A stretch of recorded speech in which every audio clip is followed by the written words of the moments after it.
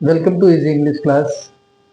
Dear students, simple tense वरून नकारार्थी आणि प्रश्नार्थक वाक्य कसे तयार करायचे, एक लॉंग व्हिडिओ आपण घेतलेला आहे. प्लेलिस्ट मधून तुम्हाला तो व्हिडिओ चांगल्या प्रकारे तुम्ही त्याचं अनालिसिस करून अभ्यास करू शकता. Simple present V1, simple past V2, simple future shall will plus V1. त्याच्यावरून निगेटिव्ह करत असताना ती गोज टू स्कूल, ती शाळेत जाते. She does not go to school. Simple present tense मध्ये काय वापरायचं, डू किंवा डज. आता ही सी थर्ड पर्सन असेल तर डज वापरायचं. ती शाळेत जात नाही. क्वेश्चन करायचा.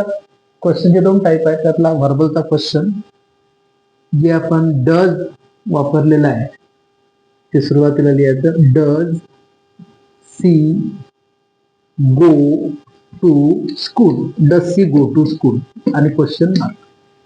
ओके. पास्ट टेन्स मध्ये निगेटिव्ह करताना she did not go to school. ती शाळेत गेली नाही. ओके. डीड वापरल्यानंतर पहिला फॉर्म द्यायचा.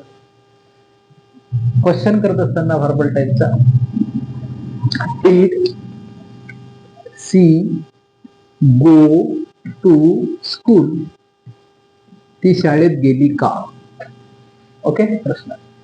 फ्युचर टेन्स मध्ये निगेटिव्ह इथं सिंपल असते, शॅल विल असते, त्याच्यासमोर आपण काय करायचं असते त्या ठिकाणी नॉट शब्द लिहायचा. She will not go to school.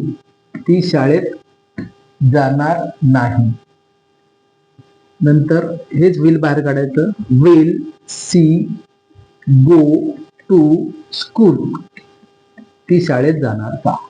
Very simple trick to understand negative आणि व्हर्बलचा क्वेश्चन. ओके. थँक्यू.